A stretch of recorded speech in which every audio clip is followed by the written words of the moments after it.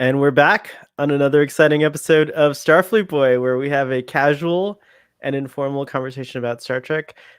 Today, we're actually having this is part of this live streaming thing that we're doing now. So we're having a live stream discussion on Star Trek's vision of the future and humanity's destiny in a nutshell. And I'm so pleased to be joined by Braxton, who hasn't been on in a very long time. Welcome back, Braxton. Hey, Starfleet Boy. Hey, Sean. Hey.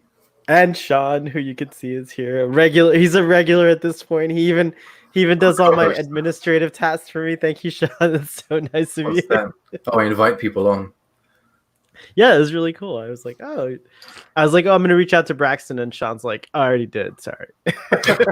Like, no worries. It's all good. Thanks, guys. It's great to see you again. It's great to see you. I've been seeing you because I've been watching the videos, but yes. It's good to talk to you. You do comment, and then you leave those Twitter responses. So I see that you're watching. Oh yeah, I love Twitter. It's my social media of choice. Excellent. Braxton, what's your latest? Are you all caught up on everything Star Trek, or like have you watched Picard yet, or where are you in your journey? So I did watch the first episode of Picard, but it wasn't enough to convince me, you know. And oh no, I know, I know what happened. You know, I do like Discovery, especially season 2. I bought that on DVD. I've watched it 2 times since it went off last year. I'll watch Picard when Discovery comes back on. Okay, all right. Fair enough. Are you excited for Lower Decks? So I'm excited for all things Star Trek, and I will definitely check it out. I'll give it a shot. Try it. Okay. I saw this show Space Force that came out with Steve Carell. It's on Netflix. Is that good? Well, it is. It's actually I like Steve Carell a lot, so I was entertained by it. But it is good because John Malkovich, who I don't usually associate with comedy, is in it, and he's fantastic. In fact, like I was like, oh, that's how I would be. he's very sassy in the show, and I try to be nice but sassy. But Tawny, and I don't know how to say her name right, but Tawny Newsome or Nosum is in Lower Decks, and she was in Space Force. So before I get to see what she looks like as a cartoon person, I get to see the real her in a space-related comedy show, and she's great. She's fantastic in it. So I highly recommend if you have a chance to check it out. You can get a little preview, perhaps, of what she's gonna be like. I don't remember what character she plays on Lower Decks, though.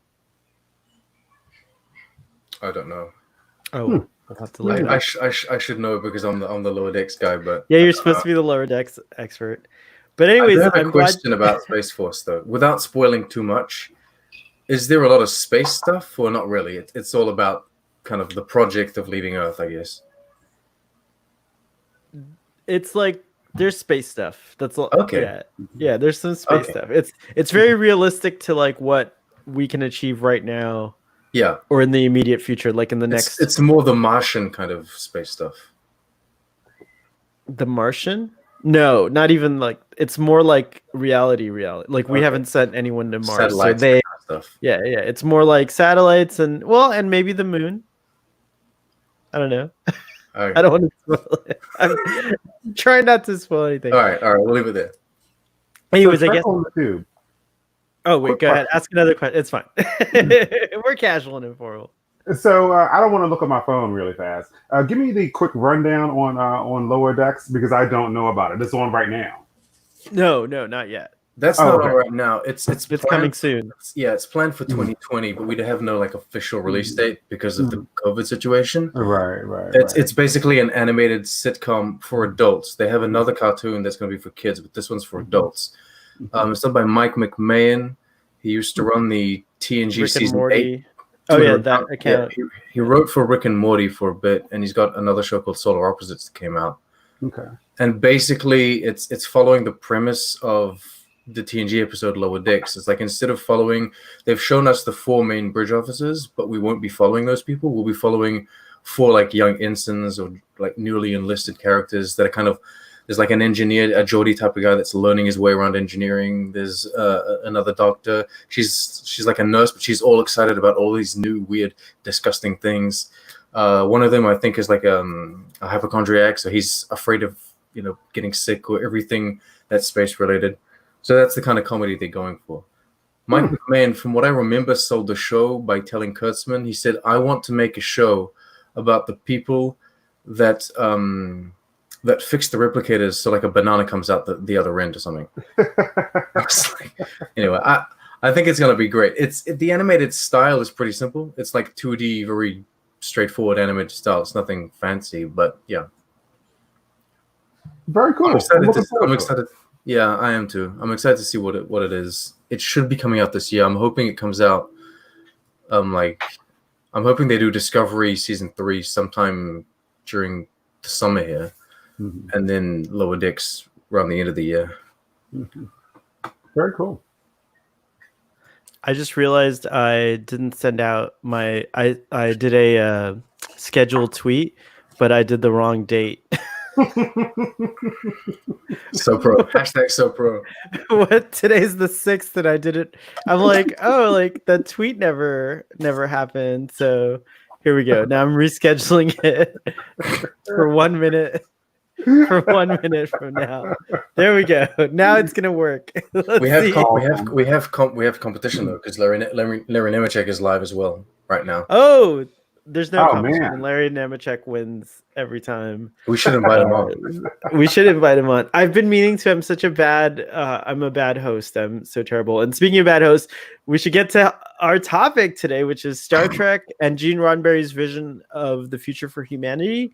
And in light of current events, I guess we could talk about where humanity's at right now and where we think it's going. So that's the topic. Who wants to break the ice on the topic? I guess we could start with the big question, which is, what even is Gene Roddenberry's vision of the future? What do you guys think it is?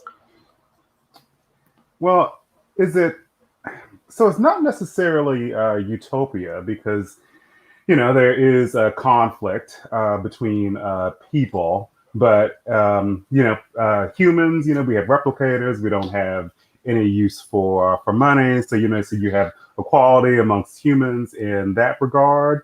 I think I remember him saying that the conflicts are not actually between humans, or even between people, we should say, because there's more than, it's very human centric of us, right? But the conflict was around us. Like, it was things happening. Like, humans got along really well. That's what he wanted anyways for Next Generation, as far as I remember. But it ended up being a really challenging thing to write. And so the show, you could see it change from like that in the early seasons to like everyone's got a conflict, like the conflict. But I don't know, is it unrealistic the other way, and like I don't know, that's a really good question. But yeah, I always wondered, because in theory it is kind of like semi-utopian and that way, but in practice Star Trek doesn't really do that always, at least in my generally speaking, like humans get along with humans, or maybe like Federation worlds get along with Federation worlds. The conflict really is with other species, like other kind of organizations, those people that you meet. I think it does come down to like, I think maybe patience is a big thing. Like, a lot of people are more patient in the Next Generation or the original series, because some people do some crazy things, or there's always someone going mad on the ship, but they always like they're very patient with the people and very kind of tolerant of what they're doing, but before they get crazy.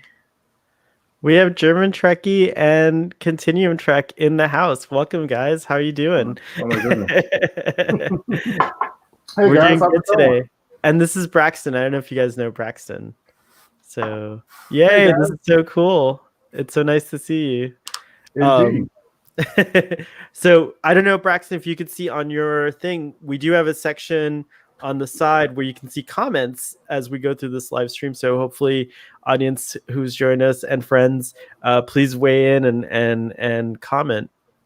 But I'm sorry I interrupted. I got so excited. I'm such a I'm new to this streaming thing. I'm gonna get better. I promise. Go on, John. Well, you've been doing it for months. I had never heard of doing it for StreamYard. years. Oh, so StreamYard. This is unsolicited. Oh, here we go. To StreamYards, which is the service that we use to do this. StreamYards is this really cool. They've been around for a few years, but I discovered it through TextTrek, which is another shout out to TextTrek, because he used it for a stream that we did recently, and I was like really impressed with it. So like, check this out. Like, you can go like this, you can go like that. Like, Wow. If you want to present, if you ever want to present something, there's like now you're presenting me, but there's a presentation mode and stuff like that. Oh, very cool. I love that. Yeah. You can do the LCARS overlay as well. Oh, thank you, Jeremy. He says I'm bloody good at it. Bloody good at it, mate. Oh, we all have to go to this stream later. So good plug for Here we go. the next stream. So we'll go to that after this. That's awesome.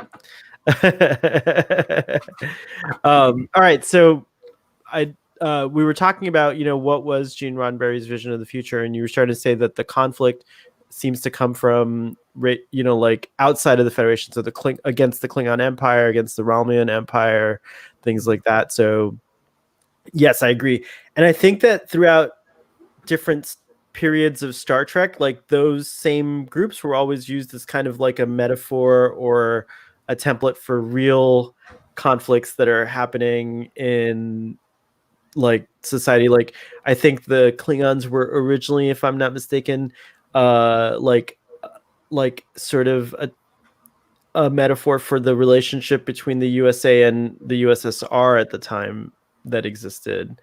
And then that in Star Trek 6 kind of came to a head with, in real life, we had the fall of the Berlin Wall and like the end of communism, in the end of the USSR, I should say. Communism didn't end, but but the end of the USSR and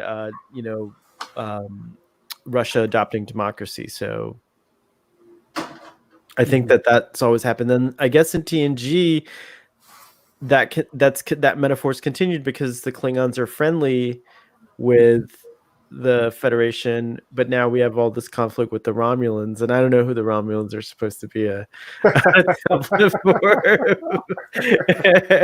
TNG mixed stuff up anyway, because the Klingons became more like feudal Japan, right?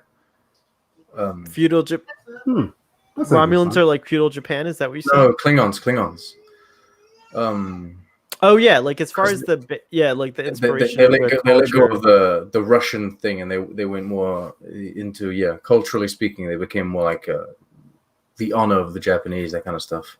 To me, the Klingons from the early show, the original series, seem like they're like the Chinese to me. Like I feel like they have the Fu Manchu kind of facial hair. They make them up to be like darker skinned.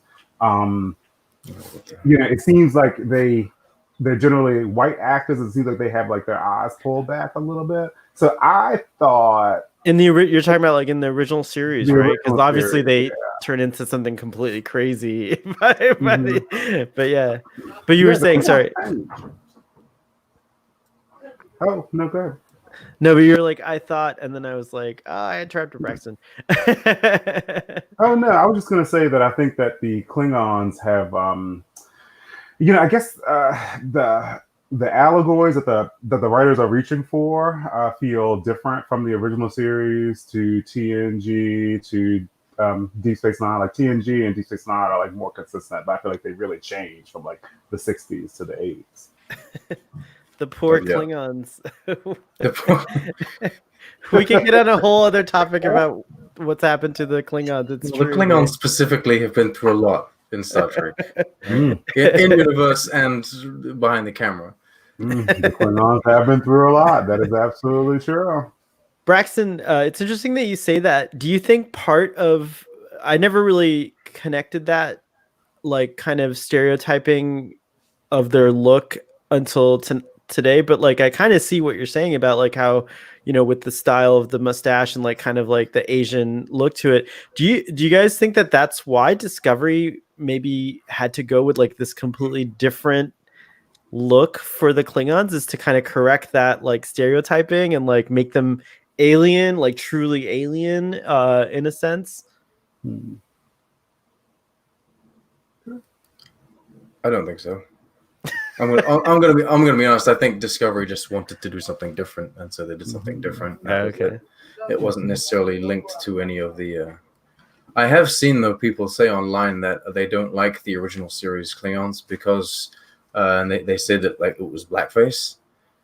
Or brown face too, yeah. Or brown. Well, I saw the term blackface being used, and now Braxton's talking about how they were maybe like pulling back their eyes a bit to make them look a bit more like Asian. I don't know if that was the intent. It was maybe, I think they were just trying to achieve like a kind of alien look without having the means to do it better. Well, it speaks to a thing that was happening because of it was a common practice because of, oh wow, we have fighter jets flying over in our neighborhood. That's interesting. All right. Anyways, we are close to a Air Force base, but don't go outside. They usually aren't so obvious. It is very interesting. Something that I think, so I think that the writers for Discovery took a whole new take on the Klingons because, I think that if you try to present on television, actors in like darker makeup like they did in the 80s and 90s, and at that time we didn't find it problematic, but I think that if you did that today, people would find that problematic. They'll be back. Yeah, so they'll be I think that's why they took a whole different approach and to like totally make them like cover them with prosthetics and make them totally look like totally alien. Yeah, because like if you really wanted to match up like the styles, the Klingons kind of have to look like the original series. But they explain that I think with Ash Tyler a little bit, where there's like Klingons are able to, through like surgery and manipulation make themselves look human. So who knows? That was interesting. Yeah, like it's crazy that it speaks to the time also that like there was just not a common practice to hire performers that were different skin colors. Like everyone was just white and you painted them the color that the role required, which is like yeah, it was really, yeah, like it's funny. That actually like gives me a little hope that like we think that's appalling today. You know what I mean? Like that we've grown to like be like, oh yeah, like, speaking about Star Trek Vision of the Future and the humanity's destiny, like that is a positive kind of change that we've seen in our life, from how things used to be to how they are now. So yeah, so for me, Gene Roddenberry's Vision of the Future, I align a lot with what both of you guys say, specifically with Braxton, because despite the numerous evidence that like not everything's rosy in the future, like overall there is this like idea of harmony and people celebrating differences, not being afraid of them, and a utopian feel. And like what you mentioned, like there's not scarcity, there's no scarcity because of replicators, and so there's no money or need for like competition in that way, or like wealth generating in that fashion, and everything's dependent on like basically your goodwill, right? Like so whatever you put into society is your currency in the future. And so I think that that's the vision. Where are we now is like the complete like opposite of what that vision is. Like what humanity actually is at least if I kind of like separate myself, because I'm a participant, I'm not like trying to be all high and mighty here, but if I do try to like lift myself to a higher perspective in terms of like looking at humanity, like we have a long way to go from what I'm seeing. Like it feels like sometimes we're even going backwards, like as we see time and time again, from like especially now that all these like atrocities are coming to light, and being highlighted in a more powerful way than normal. I think that we were talking about the negative, the Klingons kind of looking Asian to me, but I think that Gene Roddenberry did seek to paint Asian people in a positive light. He did have Mr. Sulu. Lieutenant O'Hara was there as a prominent cast member, and for the 60s, that was not common. So I think that he was reaching for that. The Star Trek series take place in when does the original series take place? Around 2300? No, it's later. Here we have to look this up. So keep talking while I'll look it up. I think it's 2260. 2262. 2260. Okay. Because the thing is, I think that we have made a lot of progress and we are doing great.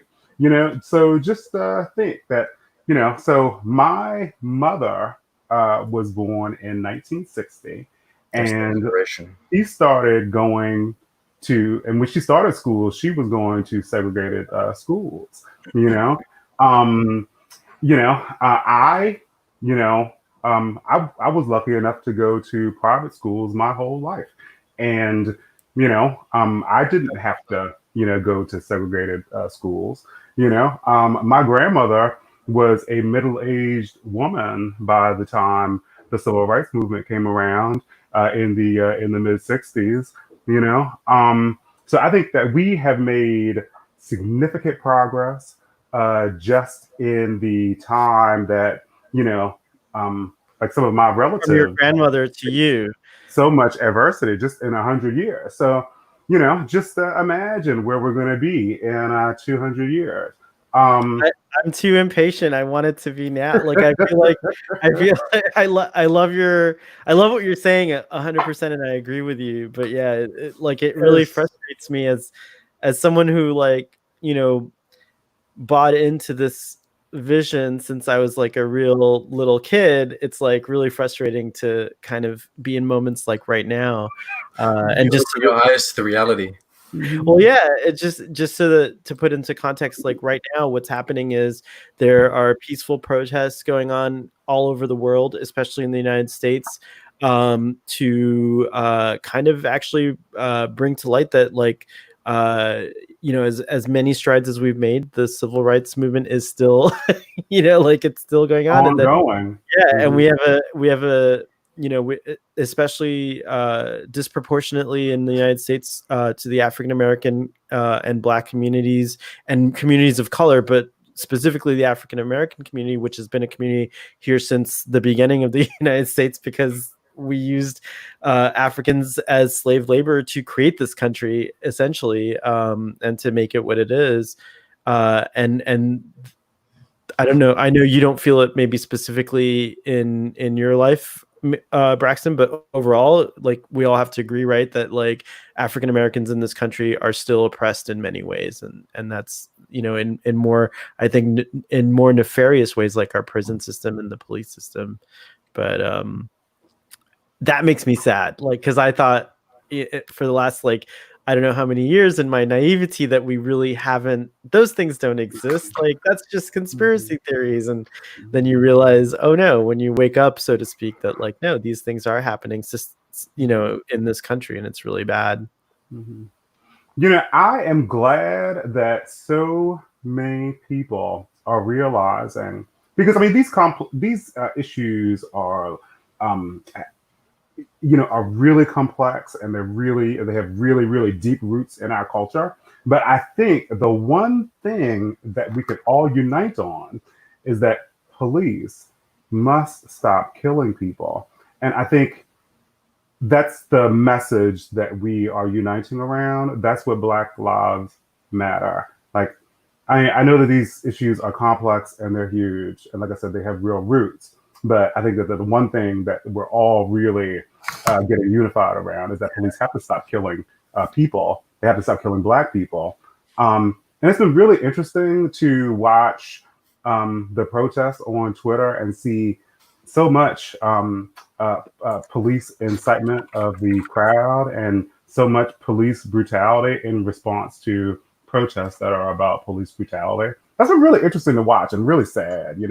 I think that we really need to do something about policing because they are macing people and they are shooting people with rubber bullets, and they are pushing people and hurting people today, and it's really unfortunate. Yeah, policing needs to change completely. I really support all the movements to defund the police. It doesn't mean to like end policing completely, right? Like overnight, but it does create a positive forward momentum. Let's go to the comments for a section because there's a lot of activity, which I'm really excited about. So basically, let's see. I think I shared a lot of sentiments about we are living in the mirror universe.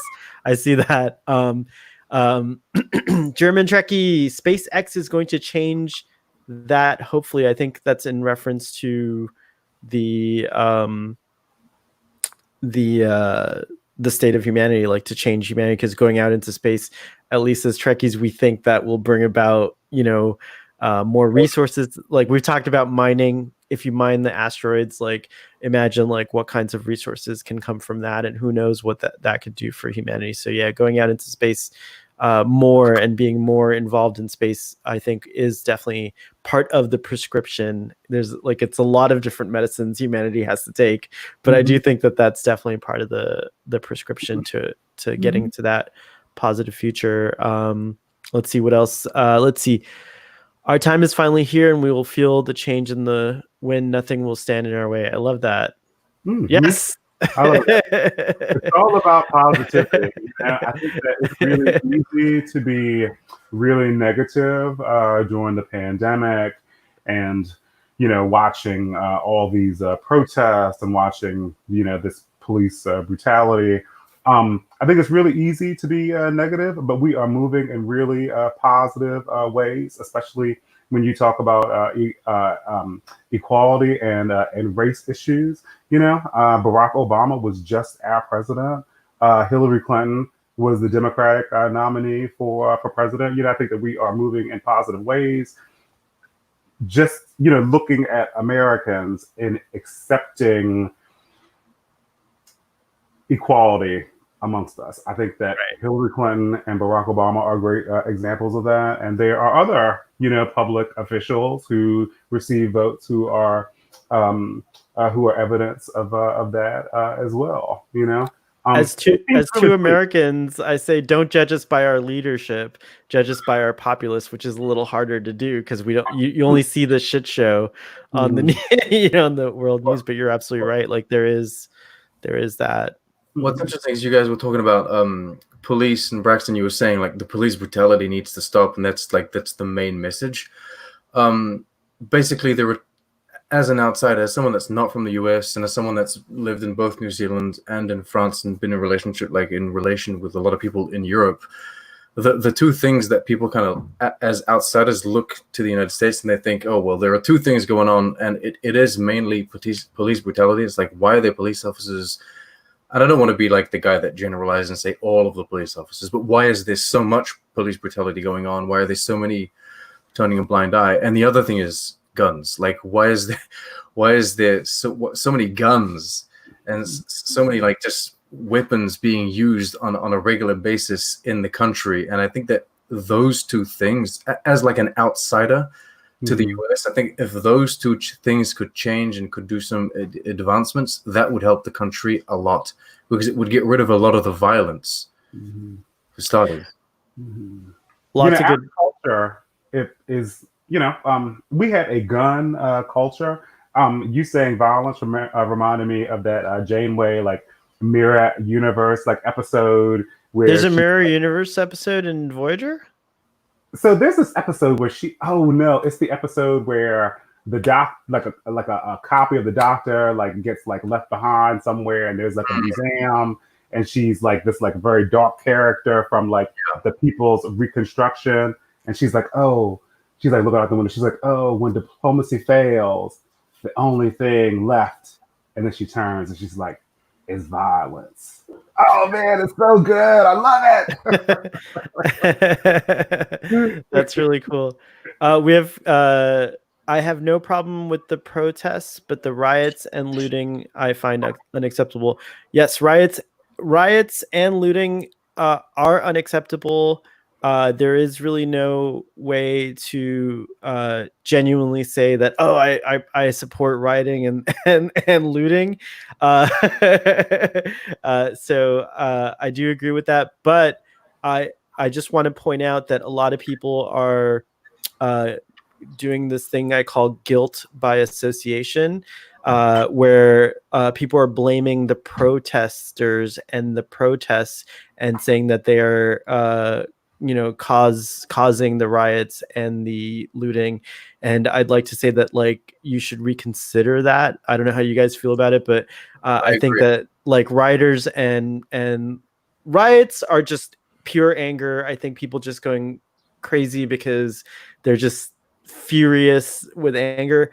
And then looting, I think, comes from opportunism, right? Like, it's more like, oh, there's all this chaos, let me loot. And I think that, like, it is unfortunate. I'm pleased to see that a lot of shop owners in the cities that I see that happening the most on the news, like Seattle, Los Angeles, who I know, and I haven't spoken to every one of them, but they feel like, of course, that, like, it's terrible that their businesses were hit in this way, but that overwhelmingly they support the protesters and would not discourage protesting because of the rioting and the looting. And that makes me, that's a silver lining, I guess, in that. I think we need to take it in like we need to look at it from different perspectives. Like I don't like the fact that people will kind of accuse all of the protests and all of the protest movements because of certain people looting or certain people rioting. And there's like a double standard because a lot of people won't do that for the police. You'll always hear this argument of like, oh, well, that was just one police officer. He was the bad apple. He's doing this. And so if the actions of one terrible police officer doesn't reflect on the actions of all of the other good police officers, then it shouldn't be the case for the riots and the protests the same way, right? Like the bad actions of the rioting and the looting of one group of protesters shouldn't reflect on all of the good and all of the peaceful protests that the other people are doing in the US and across the world. As you sent me the great video from New Zealand. That's true. I think that also, where are you laughing at? Is there a comment? Let's see. Ooh, geez. Oh, we have someone who thinks that Hot damn. Wow. I don't think you should read that. Yeah, I'm not going to read that or put it on the thing, but I would say, Jimmy, please reconsider your opinions, because they're pretty they seem angry to me, and you're not coming from a cool-headed place, which I think you should. Vile and unreasonable and disgusting. Let's see. Going back to some of the more productive comments, I guess. Let's see.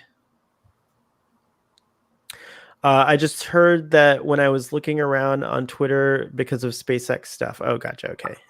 That's going back to SpaceX. Oh, it looks like the episode was called Living Witness. Is that right? Do you guys remember? Okay. It was a good episode. It's basically a copy of The Doctor that's left behind. And insane way. Yeah. He's left in like this museum. And it's like 500 years in the future or whatever. And the people tell they tell the history the way they remember it. About Voyager coming by, and they paint them and they portray them as these terrible, almost mirror universe type people, and well, we know that they're not like that.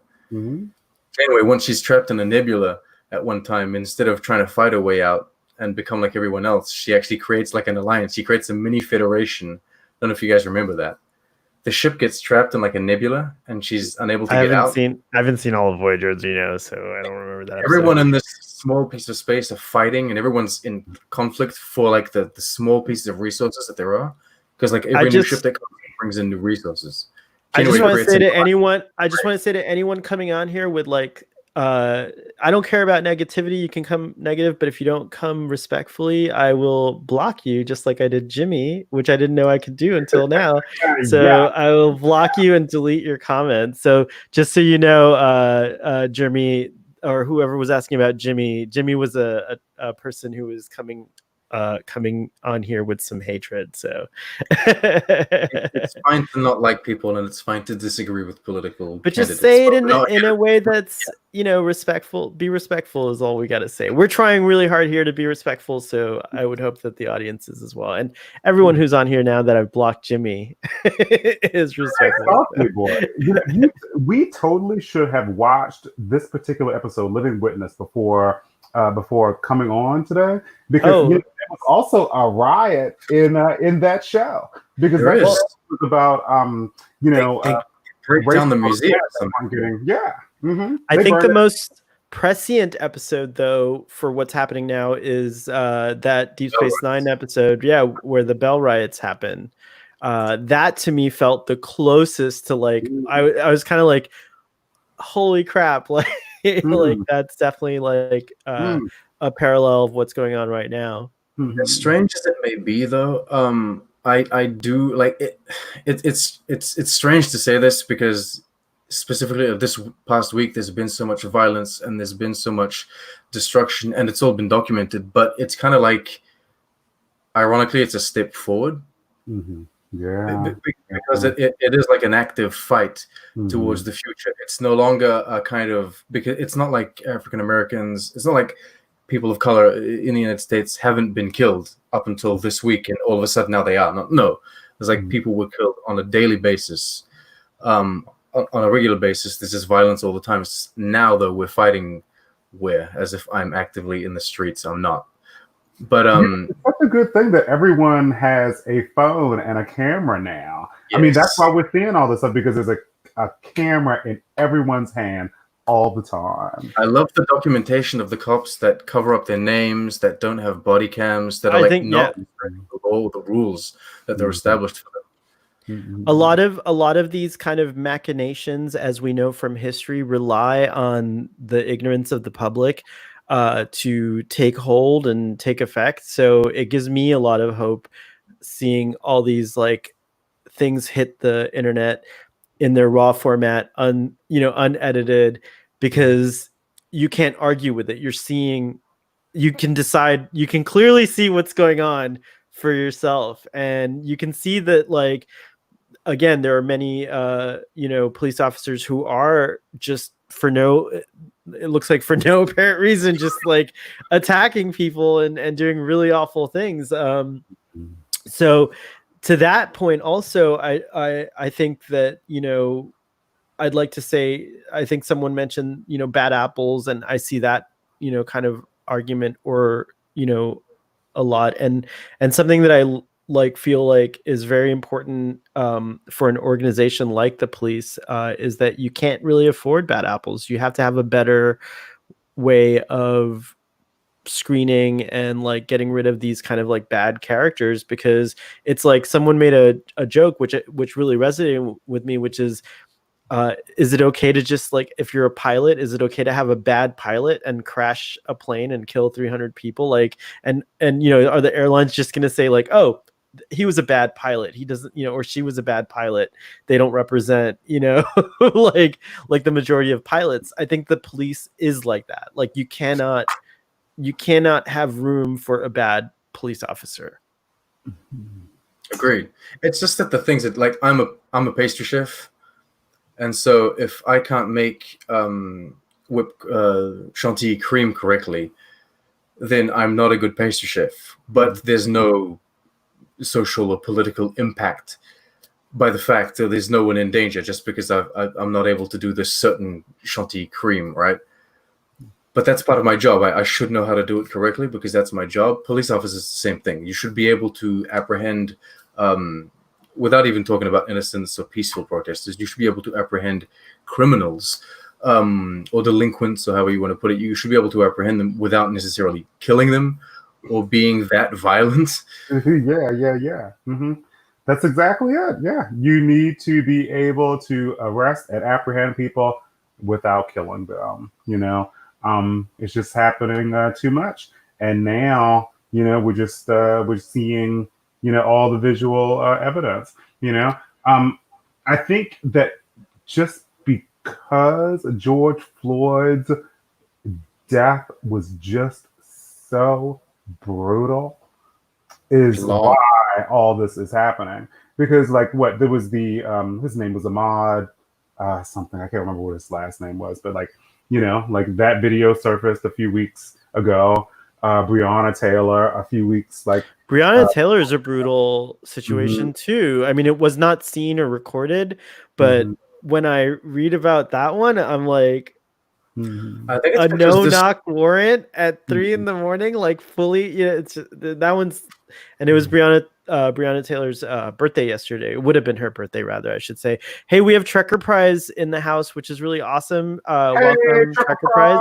And I Pride! actually have a question for Trekker Prize since he's in the UK. My understanding is that the general police in the UK don't carry guns; they just carry a baton. Is that true, or is that not true?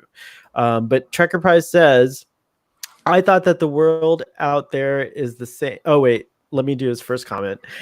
For me, racism was a term that I did not know existed. I always thought that things are just as they are shown in TV and, of course, in Star Trek. That might be one of the reasons I love the show. I was just saying earlier, Gary, that I grew up indoctrinated with this Star Trek future that, like, that's what I watched when I was a little kid. And so I was so disappointed when I realized that, like, real life is not that way at all. Mhm. He But says, as far as he's aware, they only do wear batons. They don't have the guns. and they seem to do a great job at policing in the UK. I don't know, like, it doesn't seem much different than the United States, and you certainly hear fewer. I think there's a lot more knife crimes in the UK than there is Mhm. gun crimes, because like guns are illegal, right? Guns are illegal. Yeah. I thought that the world out there is the same until I realized that it was very far away from that vision. I believe that Gene's dream for a better tomorrow can be reached in our lifetimes. You're so much more optimistic than I am. It's like that. Well, you're younger than I am too, so maybe in your Mm, lifetime mm, that could happen, but I only have a good 40 years left, I think.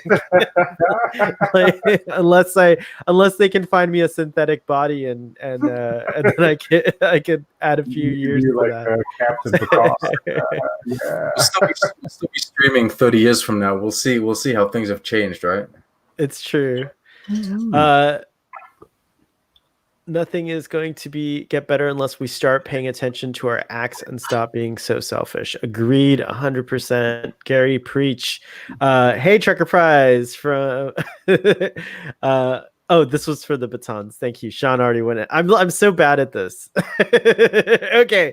Starfleet Boy, yes, it is true about the police in the UK. They are on many occasions are too scared to go to many neighborhoods. So you're saying that it's like lawless in some, or not lawless, but policeless is the word in some neighborhoods. That's interesting. I do speak from a huge place of ignorance when I talk about the UK. I have a fantasy of my own about the UK that involves like the Queen and garden parties. So I apologize if I'm offending anyone in the UK by saying, "Oh, it's so much better over Hey, there." Tackle on the Tube. Tell me this. So the United States police force is very militarized. You know, like guns are part of our culture. Police have guns. Like police have all this riot gear. The police are militarized. Are the police militarized in Canada? I couldn't really talk about Canada. I've only been here for a couple of years, and Mm, so I have seen like the very few police officers that I have seen walk around It pretty speaks a lot militarized. that you've only seen a few police officers. Like, I see them like. Seen very much. And I will say this. I will say that they're very strict. All right.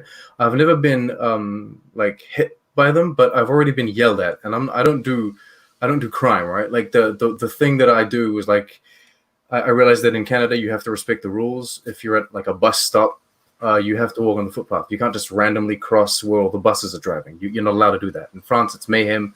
Here in Canada, you don't do that. And so I got very, very sternly yelled at by the police officer that was on duty. It wasn't necessarily disrespectful, but it was a really like, get back on the footpath and stop being a fool, right? And he does have they do have protective gear on. And talking to people at work, they do tell me like they won't attack you specifically. They won't necessarily look for a reason to hit you or anything like that, but you don't want to mess with them. Like these guys are these people are trained to like defend themselves, defend the other people around you. So I wouldn't mess with them. In France, I know a bit more about the police officers in France though, and it's a bit different. There were like different styles of police officers. Like the if you're like in the city, then council police officers, like the police officers affiliated to that city, they don't have much gear on. They don't have guns. They just have the batons and they have a little whistle, and it's very nice. Whereas when you start going on to the highway patrols, those kind of people, they have bigger cars. They've got the guns. If you're in like specifically airports or any kind of public areas, they will have the guns. Especially now that in the few recent years, terrorism hit France pretty hard. So now they're much more equipped. Yeah, now they have guns. Yeah. Are there police in Star Trek? The only time we ever see them, it says, what are the this is a computer generated question. It says, what are the police like in Star Trek? And I'm wondering, like, the only time we ever see police is in the J.J. Abrams Star Trek. I mean, we do see his people, Tasha Yar, like they're police officers. Exactly. Deep Space Nine, when Cisco becomes like protector of Earth or whatever it is during the Dominion War, he goes back to Earth and he stays with his father because they're eating at the restaurant for a while. All of a sudden, you see Tasha Yar like people walk around. You see like basically Starfleet personnel walking around in the streets, and that's the only really time where he comments on. He says Earth used to be like a paradise. I'm paraphrasing it, but he says something to the effect of Earth used to be a paradise. And now we have Starfleet officers walking around. Starfleet is so. Just to be clear, Starfleet's not the police; they're like the military in a sense. But that means so this is something that's interesting because that means that maybe there's no police on Earth, at least in the future. But when there is a problem, Starfleet will send in security personnel, which is what they're actually called. They're not really called police. Like, I feel like there's still police on Earth. I don't know the answer to this question. Does anyone in the audience know? I don't think there are police Maybe not. on Earth. I don't think so. Or in the Federation core worlds, I don't think there's police. I would like to imagine that Earth, being Earth, Vulcan, those kind of places, they don't necessarily have police officers on duty just walking around. But I would like to think that, like, if a new planet has just been integrated into the Federation, the Federation might put police officers, or Starfleet personnel, security officers on that planet during the transition period, because you just became part of the Federation. You maybe not adapted to all of the rules and laws, right? In my vague kind of collective knowledge of all of the Star Trek that I've seen, it's security for. There is no police in Star Trek. So the thing is, Star Trek shows, there is always a need for people to be detained. Not arguing with that, but one of the biggest movements that's gaining traction right now is to defund the police. And there's people saying, let's imagine a world without police. I think Star Trek is a world without police. Not to say that there aren't security forces, not to say that there aren't arrests being made, not to say that people aren't being detained. But did you know you can, as a citizen, you can make an arrest in the United States? You can do something called a citizen's arrest. It's a real thing. Could we police each other as a society? Do you think that is a possibility in a future where people are more enlightened and less, interested? I don't think the mentalities. You got to keep in mind that there are certain police officers you don't like their mentality.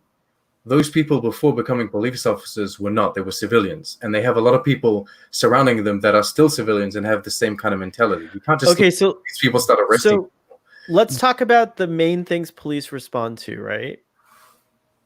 Okay, so domestic issues, right? Like Sean and I are living together, and we have that damn beard.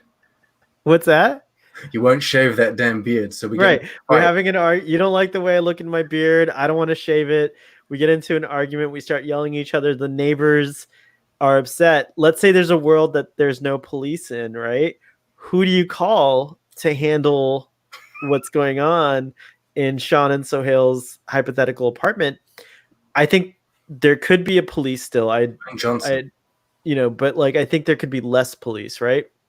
I think this could be a matter that like, social workers can take care of. Like, like I think in an ideal world, your neighbor would come and knock on your door and say, "Hey guys, is everything all right? Like, are you guys okay? Do you need, we heard yelling. We just want to make sure everything's okay." That's in an ideal world. But let's say the neighbors are too scared because, Sean looks scary. And so they can call an agency and like a social services type of agency that can dispatch an agent, a person who's trained a little bit more in defense tactics and maybe like detaining and things like that, but not like aggressively, doesn't carry a weapon, comes out to our apartment and says, "Hey guys, we got a complaint. Can we talk?" That's it. Policing is so important. There's so many great police officers. I've had really positive interactions with police officers. All of my interactions with police officers have either been positive or neutral. I haven't had bad experiences with police officers. Same here. I just want to say same here. And also I have family and friends who are in the police force too. And so I'm not saying that I don't support those family and friend members. I just think it's an interesting discussion, but go on. So the thing is, I don't want to, presently where I am, I don't want to live in a city that doesn't have police. If there were no police here, gangs would run these neighborhoods, and it would be horrible. Police do really. You're absolutely right. We can't undo police. Yeah.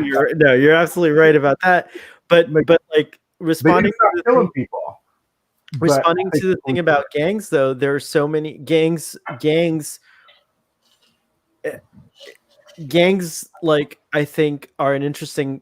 I'm glad you brought the gangs up because, like, Tasha grows up on a planet that's overrun by gangs. Kind of connecting it back to Star Trek, and it tells me more that there's no police in the future because what's happening on her planet? It's in the Federation. No, I'm just kidding. That's stupid. I don't understand. The Federation, getting real nerdy here. The Federation must have a limited amount of resources, and they must try to allocate that as best they can to all of the worlds that are around. Maybe some of the worlds get left out. Maybe in a very unjust fashion, they're like, we're trying to fix this planet. It's at 95% correct. This one's already at like only 2% correct, whatever. It's like we're not going to be able to change anything on the large scale for the moment. Let's just finish fixing this one. Once it's done, I think gangs would disappear if drugs were legal and things like that. I think that most of the commerce that gangs do, because they are an organization, albeit very, very awful in their tactics and the way that they operate. But like, I think that like gangs kind of, that's their main trade, right? Like, why do gangs exist even? Like, they're not like this gang, right? Because we are a gang too, but we're like a nerdy gang, right? But like but they're doing business in drugs. So if drugs were controlled better or done in a way that like I like to mention Amsterdam, and like there's some like pocket places where these experiments are going on, and like you see less. I don't think gangs deal in weed too much. I think they deal in stuff that you can't really make legal though. I would imagine that like illegal organizations would sell cocaine and heroin, yeah, that kind of stuff, which like you can't realistically make illegal. You can't make drugs. I guess you can make drug use legal. You just don't have to promote drug use as a society, if that makes any sense. Like, I think making drugs illegal kind of goes back to that fundamental. I mean, I agree that like heroin's horrible and like some of these other drugs, but putting so many resources on something that society has to control itself and is capable of policing itself, I think is what creates the problem and creates this like feedback loop. It's the fear of, and I can speak to this now that I have a child, which is 2 years. I used to say, let people take drugs. If they're stupid enough to take them and die, it's their problem. Now, though, as a parent, my perspective has very much changed, because I'm like, if all of the drugs were legal and someone were to, like, there's more chances that my daughter would be influenced into that, into that route. I think that having like these hard drugs, heroin, cocaine, like illegal, it kind of limits the chances of her getting affected by that or falling into that one day. I think we as a society can limit that automatically. One of the biggest things that was impactful to me that I saw was there was a study done where they wanted to see like why were some people getting addicted to drugs like heroin and opiates, and why were some people able to try opiates and not get addicted to them. And so they studied a group of people that were highly addicted to opiates, which was veterans after the Vietnam War. And when those veterans came home, the ones that came home to supportive families and who do you have to leave? Is that what you were saying? I'm saying hi to Jeremiah D. Hi, Jeremiah. Sorry. The veterans that came home who had families to come home to, who had by the way, Jeremiah is the one person here today who's been on every live stream that we've done on Starfleet Boys. So that's a cool fact. So I'm actually very happy to see Jeremiah. But those that came home to families that were supportive and like talked to them openly about their drug use and like, you know, tried to give them a sense of community and a sense of purpose, those people didn't continue on those drugs. The ones that did continue were the ones that were isolated or alone. And so I think that is the real underlying factor behind drug abuse and drug use with some of these more illicit things. The other thing is, tragically, and I do think that this is a factor, is that like there was this huge push from the pharmaceutical companies to get people on these pain medications, and then when they don't have when they get used to them, they need things that are like stronger, and they end up doing awful awful drugs that are like going to kill you and stuff like that. So yeah, it's a really tough call, but I do think that like, again, gangs would probably disappear if like drugs were not illegal. And I know it's a very controversial topic, but again, but I do think that would happen. What is Gary saying? If that's the case, I'll never meet you in person. So I lost the context. Referring to the fact that you wanted to fight me because I said you had to take off your beard, I think. In our hypothetical situation. We're all friends here. We're just hypothetically angry at each other. Interestingly, Gene Roddenberry, I feel like, didn't envision us using drugs like around like 2300. He thought we'd be past that. He envisioned that, yeah, and I think that's the thing. That's where I'm at. So that's where I'm at with that, is that like I think the reason why drugs are not a problem in the future is because people aren't forced to think of people have a respect for them. I think it's the same with guns, by the way. In the future, there's tons of guns. They just shoot lasers instead of bullets. So here's the thing, there are people who, have lives of great comfort, who just enjoy casually using drugs, like marijuana. Right, But I think that maybe using drugs is fun, and I think that even in 2300 and beyond, people will still use drugs. Maybe you won't smoke anymore. Different ways, different types of things. Yeah. Well, what's Riker doing when he goes on vacation? Come on. I did. Your eyes.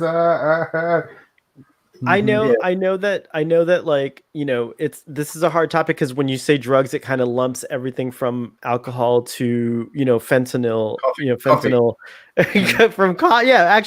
let's start with coffee. It loops everything from coffee to fentanyl into one big thing of drugs, right? Like, it's like, so it's like, it's hard to kind of have that conversation because you're like, well, coffee's all right. It doesn't kill you as quickly as like fentanyl does. I think that you're right. I think that in the future there are recreational drugs and you can experience these altered states, quote unquote.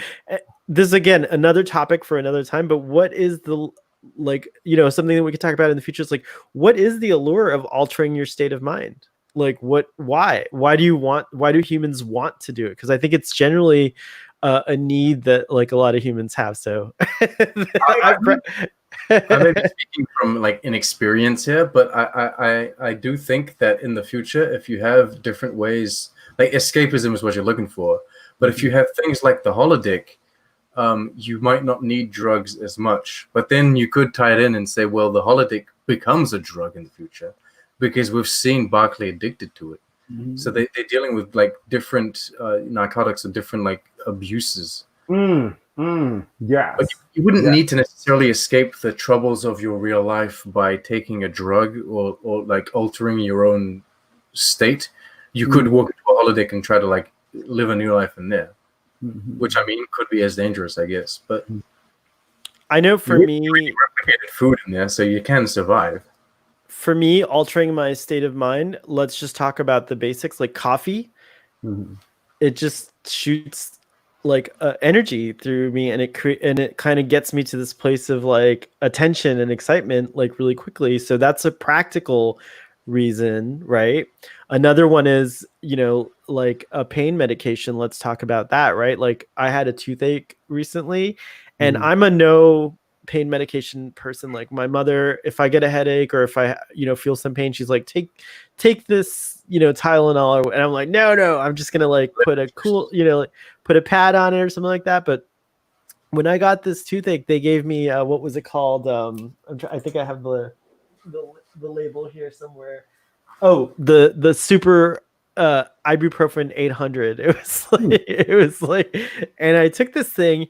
And I couldn't believe it. I knew I had such intense pain. Like it was such intense pain. I was like, there's something fundamentally going on here with my nerve endings. And then all of a sudden the pain was blocked. I'm like, how this is insane. Like I'm experiencing this like massive trauma in my mouth, but I can function and work and do everything and wait till I could go and get my tooth removed, you know, which is what happened.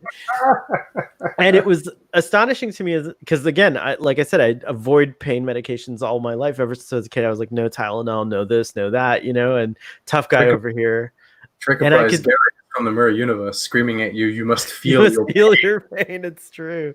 In order to fully experience it and comprehend it, you must feel it. So I don't know that there were more drugs in the 60s, but I think society was more open to drugs in the 60s, which, you know, we went in a different direction, and rightfully so. A lot of lives were claimed through drug abuse.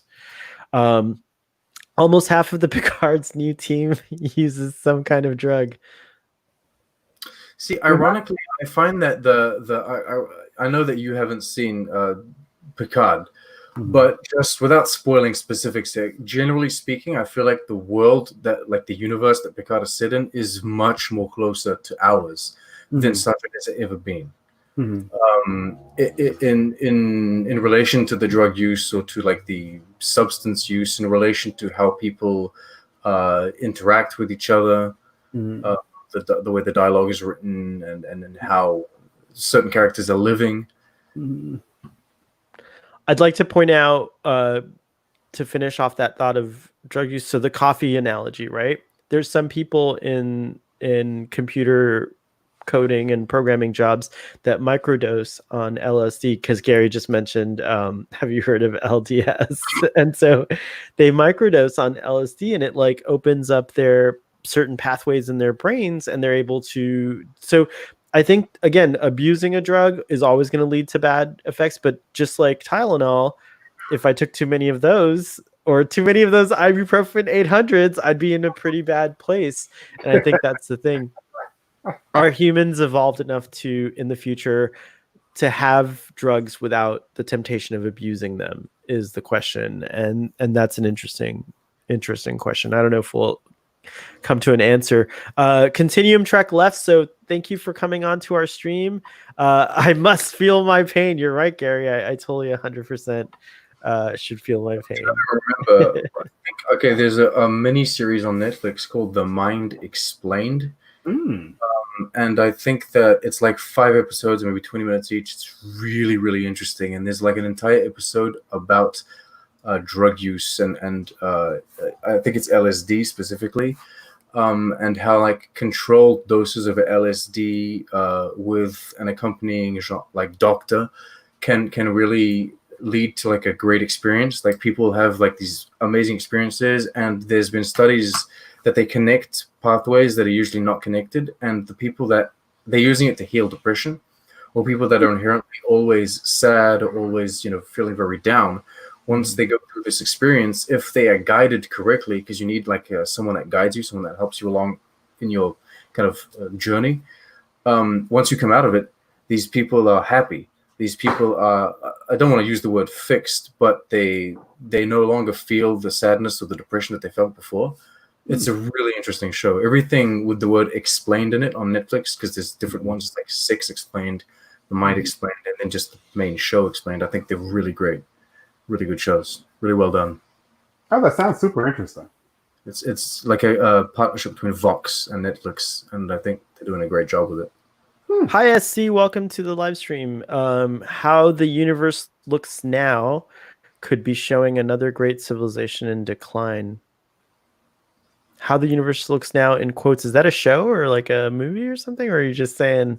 No, I think he's just talking about the like now, maybe like coronavirus and like yeah, protests in the United States. But like I said, I think that we are moving forward. We have moved forward in the lifetime of some of my immediate family members. Maybe now. So, for instance, like my dad texted me this morning, Black Lives Matter. And I was like, oh shoot, dude. Now everybody's saying Black Lives Matter, dude. Because if my father is a military man. My father is so conservative. Like he's a Democrat, but he's a very conservative man, And I don't know. Like I never talked about protests at all or anything with my father, But then he's like, oh, Black Lives Matter in this text, and I was like, oh shoot, dude, everybody's on board. But the thing is, so maybe. Hopefully it helps right now. But the thing is, I think that young people are seeing this, and people who are in their teens and younger, people who are in their really formative years, maybe like when they're adults and they have positions of power, maybe in their head they think, oh, Black Lives Matter. And so maybe they don't kill somebody, or I don't know, maybe they're just like better and more fair because the response to George Floyd is something I think is a hallmark of what you're saying. Like I think so many, and you can see it's mostly young people out there who are marching and stuff like that. I wish I could go and march. I used to march for different causes when I lived in Seattle, but I live with elderly parents. You guys still. I'm going to mute you. I used to go to marches in Seattle, and it's very like great to be among people who are trying to change the world. I wish I could go now here in Miami, but my parents are elderly. Until there's a vaccine for coronavirus, I'm kind of stuck in my cabin here. But Braxton, that is totally right. Like when I was younger, I feel like there was like the Rodney King in 92, Rodney King happened, but it didn't feel anything like this. I mean, granted, I was really young, so I wasn't as like, I was a lot more naive and like not fully understanding what was going on, but this feels different. I feel like I feel like just the fact that like in Rodney King's situation, which paralleled the situation in so many ways, the police officers weren't held accountable. They were, like they got away with what they did. And here, the fact that like it was such a great feeling amidst all this like tragedy and strife to see that like the right thing was done, and that, you know, the charge of second-degree murder, and then the other 3 officers were also arrested. So I already felt like, wow, I didn't, in my wildest dreams, I did not expect that to happen. I thought it was going to be another like, oh, we fired them, it's all good, like, but you Either of can't. you guys able to explain to me the different degrees of murder and in American law? There's first, second, and then apparently there's a third-degree murder, which I hadn't heard about until until recently. It's also something you call manslaughter, which is I didn't do it on purpose, right? Manslaughter is Third-degree murder is like if I'm driving around and I see an abandoned house and I start shooting at it for fun, and someone got killed by such an accident. American thing to do. Are you sure that's not manslaughter? I feel like manslaughter and third-degree murder are very, very No, similar. so they're very similar. I think they might be the same thing. I don't know, but Murder from one is premeditated. You have to have left wherever you are with the intent plan, to kill somebody to do it, right? Mm-hmm. And then murder degree is like, you know, something started happening. I kept like doing something that then caused your death. Like that's like second degree. So okay, so that does fit the George Floyd situation the most. Yeah, it seems so. You could almost argue it was first, because there comes a point where like 8 minutes later, you had time to get off him, right? I mean, the thing is, I feel like if that officer, if he had been talking to his coworker before like when he saw George Floyd, he said, "Oh, I'm going to kill him." Like, yeah. Then it's murder one. Yeah. But like, yeah. SC was referring to the state of civilization in Picard, and I agree it might be showing another civilization decline. But I don't know. The end of Star Trek season 1 Picard gives me a little hope that things are not as we. No, I just think that I just think that the writers nowadays have different ways of showing us. Like they like to really, how should I put this? The way they want to show that their characters or their protagonists are really fighting for good. They want to put them in situations that are bad, necessarily. They want to really show that contrast. Whereas back in the day when we were watching The Next Generation, that wasn't specifically the case. Like good was happening, like our good characters were existing in a universe that was inherently good. Whereas nowadays with Picard, I think it's quite different. They really want to show how society has kind of, and that creates a contrast between the characters and universe, I guess they're in. I think that's what they were going for when they're writing Picard. Same thing for Discovery a bit, I think. You know, so something that I don't like about Discovery and Picard is that, you know, I don't like to really think of the Federation as corrupt. You know, like you were saying, Sean, I think that those shows are simply too current. You know, I don't know. I just want to believe that in 300 years that we will simply be better, and we're not going to have all these corrupt politicians and stuff. As magical and as corny as the sentiment is, that's what I expect and enjoy with Star Trek. I go into Star Trek and everything is magically fine.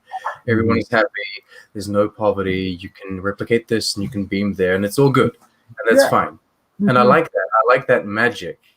And I like the fact that everyone is so civilized, like everyone is so well spoken. Like even the bad guys, they're so well spoken. Right. I disagree, sir. Are the Pac-Leds well spoken, Sean? Were the Ferengi well spoken? No, but I know what you're saying. Braxton has pretty much answered this question and even gone further, but what strides have you seen in humanity's progress toward a Star Trek future in your life? So in your life specifically, what monumental thing can you think of that makes you feel that hope for the future? You know, one of the best memories that I have of my grandmother, you know, me and my grandmother were so close. I looked after my grandmother the last 10 years of her life. In 2008, I remember how tears streamed down her face when she had the opportunity to vote for Barack Obama. At that time, she was 92 years old. She only lived 2 years after that. But I remember like going with her to vote. And that's so cool. I was in there helping her. and like tears like streamed down her face, like as she was voting and as she walked out. Like she was a woman who was born in like 1917.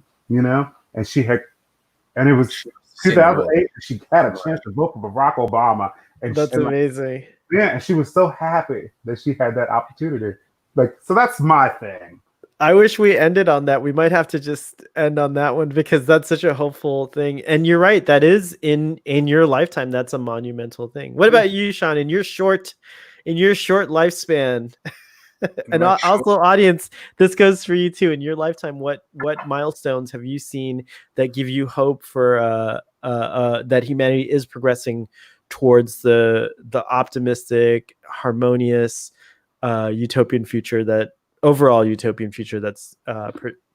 portrayed in Star Trek?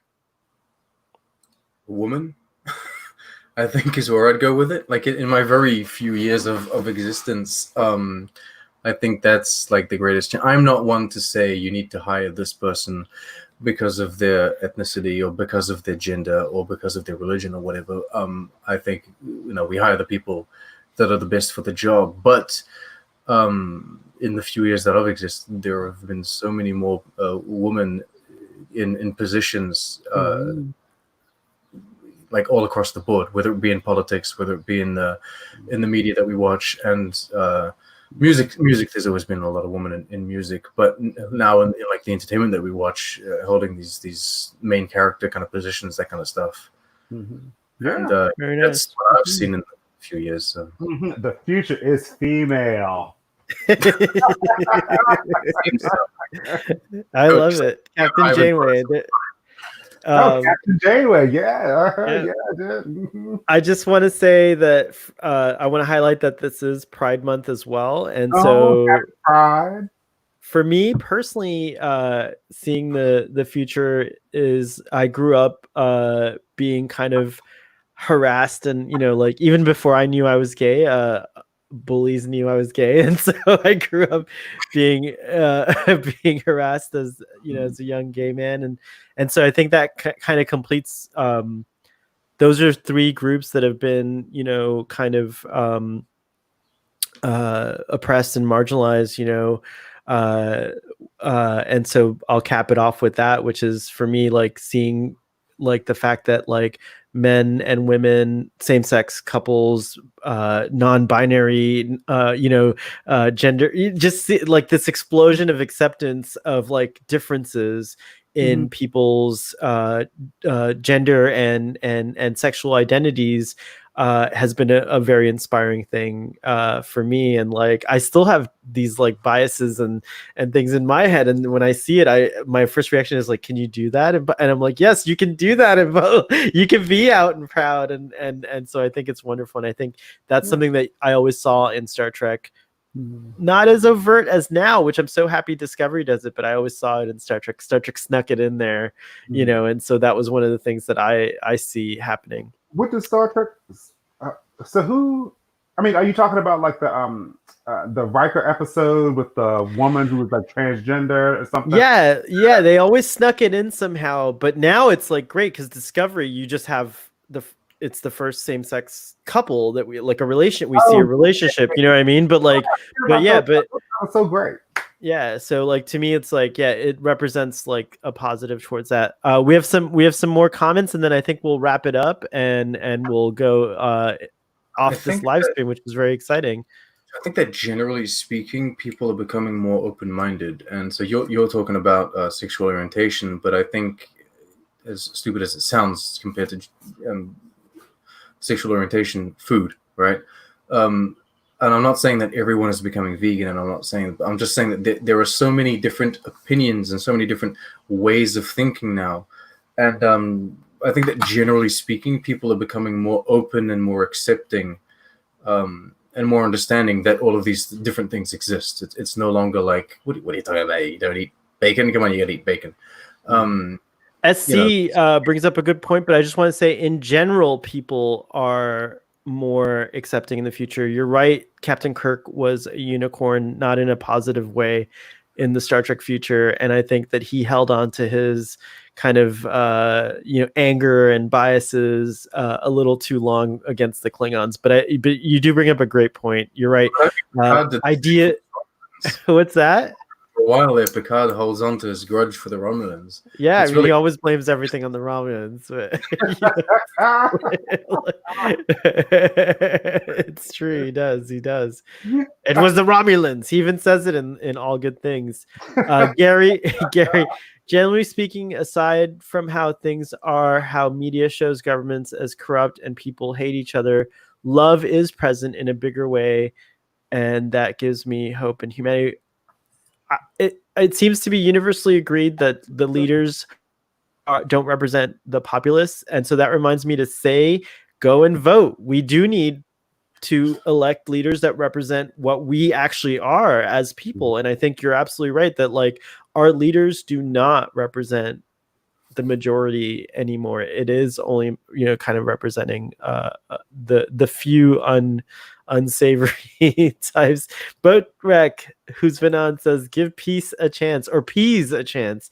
I do love peas, and I love pea soup, so I will take that into consideration. Spreading love and tolerance is the future. Yes. And then let's see here. Sadly, a lot of people somehow think we can legislate hate away. You're right. We can't. We can only educate it away, which I forget her name. I don't know why I'm blanking.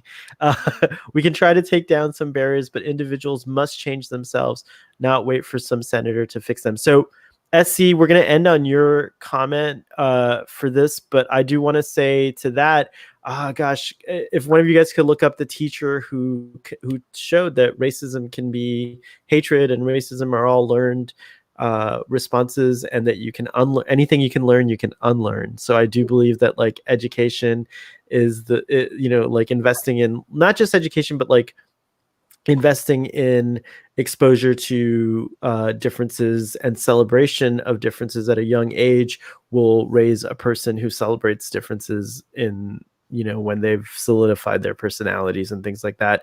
And you're right, senators can't fix you, but if you have a representative who represents like your ideals and those hopeful beliefs, like not just like who's gonna invest in things that go beyond their terms in office, and who's gonna like try to build that future, not just that Star Trek portrays, but that we all kind of inherently have in ourselves, then those senators and people will help fix society, I think. So we'll end on that. So in conclusion, any final thoughts, gentlemen? And thank you everyone in the audience for coming and visiting. Oh, it was great to talk to you guys today. I really enjoyed our conversation. Like it felt really current, but we were also talking Trek as well. And we got to always figure out a way to talk about Star Trek.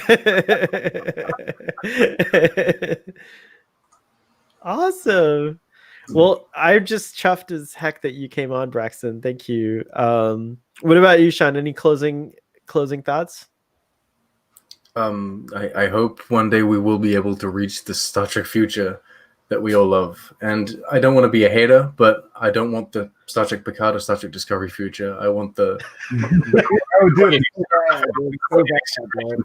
my god, control! Like, oh my god! I want me some good old fashioned. To be clear, Sean, Star Trek Discovery takes place in the past. Star Trek Picard is the future. So just to be clear, you don't want Star Trek Picard's future. That's the future. Yeah. I'm okay with there being a bad admiral now and then. We can deal with the bad admiral. We'll put them in. I think Picard, when it's finished, is gonna like surprise everyone. Everyone's gonna get it. Like I know where it's headed. I think it's headed to. Like they have to start low and then build up to it. It's like just give us the good straight out the gate. I know, but like. You got to get new audiences. On that note, again, gentlemen, thank you. It's been so much fun doing this live stream. I appreciate you guys coming on. Audience, thank you for attending. I couldn't get to all your comments today, but for anyone who wants to read them, they're in the comment section, the live stream comment section on YouTube and on Facebook. And if you're seeing this afterwards, please comment below. And then I don't do this enough, but please hit the like button. It helps us with the algorithm, I think. And then also, if you enjoy our content and you want to see more, please consider subscribing and sharing Starfleet Boy with your friends and family. And on that note, live long and prosper. And we'll see you next time. All right. Be safe, people. What's that? Be safe.